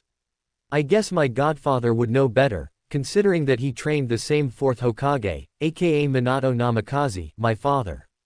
Only guess what, my father wasn't disappointed in me, far from it. Why you already know who why your father is? Jiraiya asked of Naruto, with simply scoffed at him. Oh, I know all about him, as well as the woman right in front of me. And don't even get me started on what you and that old bastard of a Hokage have done to me. Naruto narrowed his eyes at Jiraiya, who's eyes widened as he realized what Naruto was talking about. Memory alteration seals, and not just one but 3 of them, right upon my mind. Tell me, were you trying to make me a mental retard, or did you just enjoy mind raping me with that old dust bag? Naruto, I it not what why you think I it was, we had no other choice, Kyuubi was starting to influence you and, Jiraiya had tried to defend himself. Don give me this load of crap. You are a level 8 sealing master, and you knew that my 8 trigram seal was safe and not weakened. You altered my memories not because of Kyuubi, but because it was convenient and handy for both of you, especially considering that I had found out quite a few of your dirty secrets, like one about this woman right here. Naruto looked at Kushina, who looked with desperation at Naruto. So, Kushina Uzumaki, happy to finally see your firstborn son. Any words to share, not that it would matter in the grand scheme of things. Sochi, please, I know that what I had done was horrible, but please, you have to understand that Kushina had tried to explain herself but she immediately cut off by Naruto. Believed I was possessed by Kyuubi because of my father's mistake and had to abandoned by you, while also becoming a prime target for the entire village to kill. Naruto saw the look of shock and tears upon her. Kushina, you are an Uzumaki and level 10 sealing mistress, not to mention a former Jinchuriki of Kyuubi. For you to distinguish a caged fox from an unleashed one is a matter of simple careful glance, but no, you merely assumed that I was possessed and that was it for you. Do you even know how many times I have been sent to hospital, before I turned 3 years old? I was not just hunted down by villagers, but bloody genins, chunins and jonins, hell 2 of the jonin here had tried to take my head here, all because of you. Naruto turned his gaze at Might Guy and Asuma Sarutobi. Isn't that right, Guy, Asuma? With Guy it's self-explanatory, but with you, Asuma, that heen of yours nearly sliced my head off my shoulders back then. I still don't understand what did Kurenai Oni-chan had found in someone like you. Kurenai widened her eyes and her mouth was agape at hearing what she did. Oni-chan, Naruto, oh my little bundle of joy, you they remembered. You remember again, wait, Asuma, hunt, heen, slice, Kurenai joyful thoughts immediately turned to one of murder as she glared at Asuma Sarutobi right there. Asuma, did I hear that right? You had partaken in fox hunts and nearly killed Naruto. Asuma shuddered when he met the murderous gaze of his former girlfriend. I didn't know any better. And I thought that he really was a Kyuubi and, Asuma had tried to defend himself before realizing something and turning back to Naruto. Wait, how do you remember? When I saw you last, you didn't remember any of it and. Details are not important, but what is important is the fact that you used the girl that had adopted me to get close and claim the prize. I believe your exact words were, not only do I get to avenge our 4th Hokage, but those 15 million ryo will also be mine. So you better stand still so I can slice you clean, demon. Naruto recalled, seeing how Asuma paled instantly at this one, while his former team and some others had the looks of shock and even disgust on them. I may been 4 at the time, but I still recall how that blade had nearly cut off my hand when I tried to reach for a kunai to defend myself. Thank Kami Anko Ne-chan got back from mission early and decided to stop by. So that sy she, Asuma. I ling murder you for what you had done to him. Kurenai was really livid and was quite ready to kill Asuma right at this moment, but she was stopped by Kakashi who stood between them. Step away, Hitaki. This man, this bastard, not only did he cheat on me, but he used me to kill my adopted son right here. I should they never trusted him nor his bastard of a father, so you better bloody step away from me, before I kill you on sight. Kurenai, calm yourself. Don you see that you are not in the right mind right now. Kakashi simply asked of her, with Kurenai not backing down. Guy-sensei, is what Naruto says, is this true? Why you really tried to kill him? Tenten asked in shock, realizing just what a horrible thing her sensei had tried to do. Yes, Tenten, it is true. Guy admitted, shocking most around him. There was the time when I had tried to end the unyouthful existence of a demon within the walls of our youthful village. For he was plaguing the shinobi and civilians alike with deception and deceit, and as a youthful beautiful green beast of Konoha, it was my duty to end its existence before it had plagued even more people. Guy said in his usual manner. And I had nearly succeeded, had the fox not unleashed his unyouthful foul power and drawn attention from the corrupted Anbu. But I swore upon s grave and my own honor, that I would eventually end this monster, one way or another, for I am the youthful green beast of Konoha, might Guy. Oh, Guy-sensei, you are absolutely right.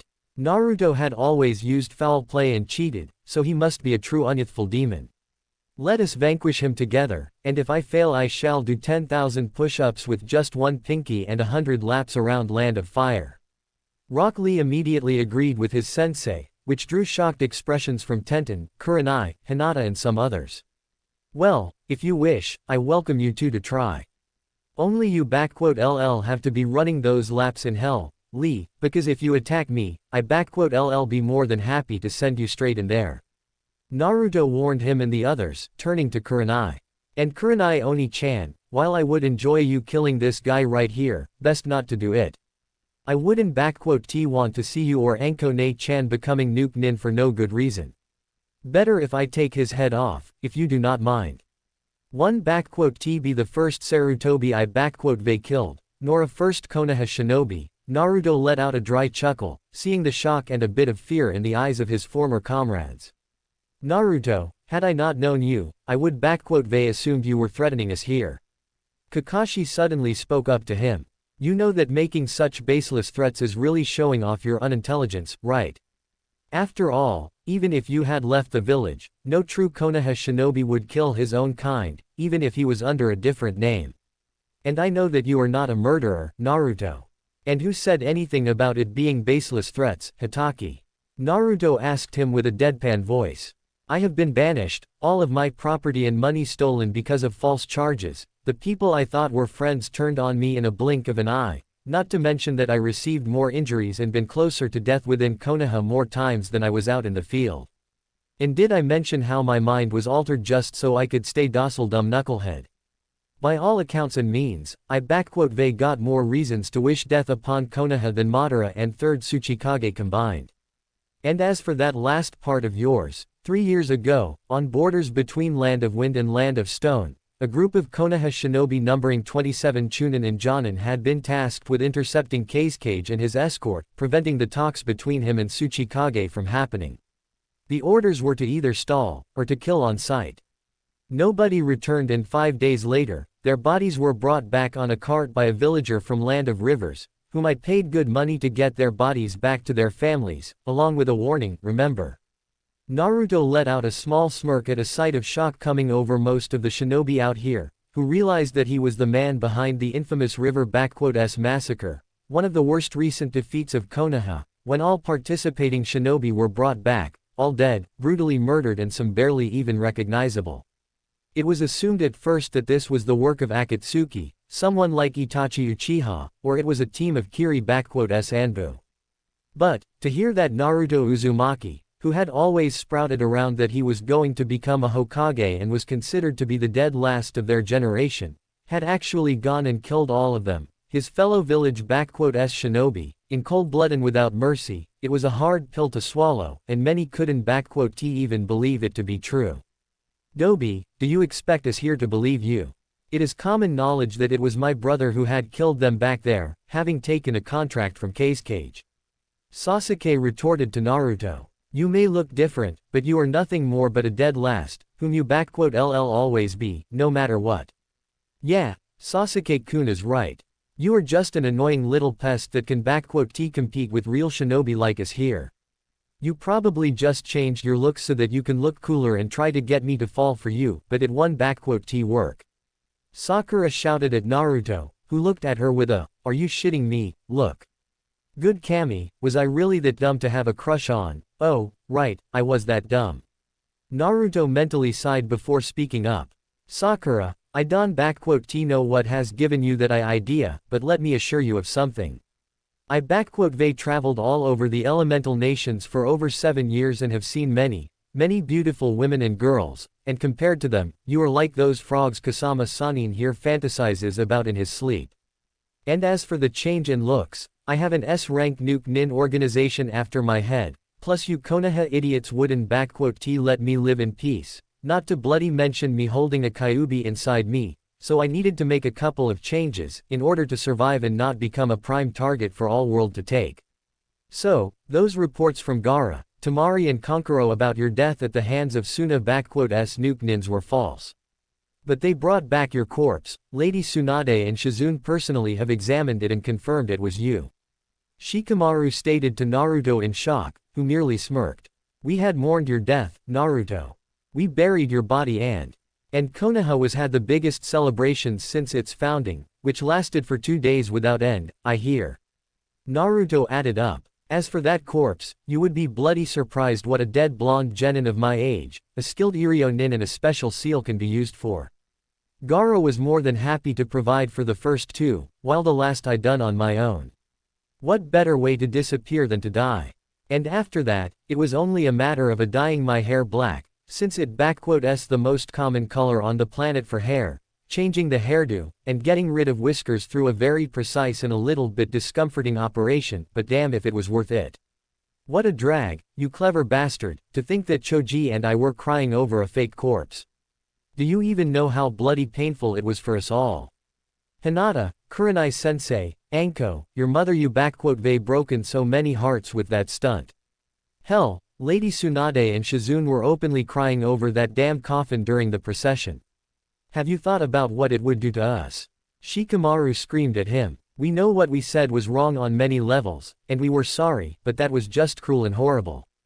Shikamaru, just because you, Choji and some others among you realized what you they done dosen t excuses you, nor grants you forgiveness. Naruto stated coldly. Now, enough about all of this. I am still technically banished from Konoha and can t return, so me going back would be signing up my own death warrant, and according to my punishment, I can t go back under any circumstances, so. Actually, Naruto, the Council of Konoha has withdrawn that punishment from you upon the return of Kushina and Menma back in Konoha, pardoning you of any and all crimes. Jiraiya chimed in, getting a curious eye from Naruto. Now, given the fact of you still being a son of 4th Hokage, a Jinchuriki of Kyuubi, and a citizen of Konoha, there is no way we can let a prodigal boy like you continue to stray away from his home any longer. Plus, if you come back, then maybe Tsunade'll finally forgive me and I can be allowed in Konoha once more. In other words, I am either coming along with you peacefully, or you in this cavalcade of double standards and nut jobs will take me there by force, is that it? Naruto wasn't sugar-coating in any way. Well, when you put it like that, I guess none of us here has any other choices. We were ordered by Lady Hokage to get Hanzo Hattori no matter what, and since you are him, there is no way we are coming back without you. Kakashi simply stated lazily to Naruto. But in all seriousness, Naruto, do you really think that you can take us all here down? Can you really bring yourself to strike us, your own mother included? Naruto simply blinked at him before turning to Hinata and Kurenai. Hinata-chan, Kurenai Oni-chan, you two have been there for me when I needed it the most. For that, you have my eternal gratitude. Naruto spoke to the truthfully. Because of that, I ask of you to please walk away from here. My quarrel is not with you, but with the rest of them, and should you remain in here, I will not be holding any responsibility for what you may witness. I have no desire to fight you or to harm you in any way, so I ask of you to walk away. Kurenai and Hinata looked at him surprised, before Hinata and Kurenai both nodded to him and decided to follow Naruto's advice, using Shunshin to get out there, shocking the rest of the shinobi here. Hey, what the hell was that? Why did those two get a pass and we don't? Ino shouted at him. And are you really that dumb that you think you can take us all by yourself? Sasuke-kun and all of us here will tear you a new one in no time. Gaki, you really have done it now, Jiraiya said it simply. Minato, I hope you can forgive this idiot of a son of yours, wherever you are now. Suddenly a large dome appeared right above Naruto, his house and the area surrounding it, not surprising Naruto. Did you think we would let you escape in any way from here? This barrier will not allow anyone to leave this area, no matter how strong, fast or powerful they are. You are now stuck here with us, Naruto.